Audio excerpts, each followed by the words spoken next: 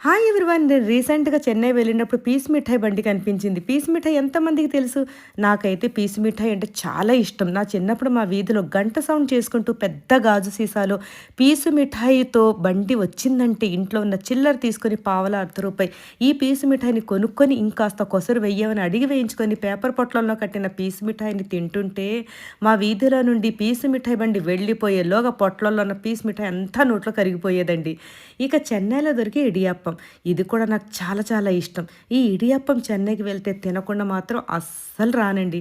ఇడియప్పంతో పాటు coconut milk ఇస్తారు. ఈ కాంబినేషన్ ఉంటుంది. చాలా సూపర్బ్‌గా ఉంటుంది. ఇది వేడి వేడిగానే తినాలి.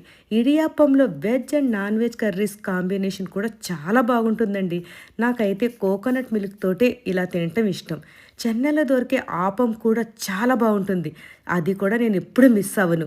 మీరు కూడా చెన్నై వెళ్తే తప్పకుండా ట్రై చేయండి.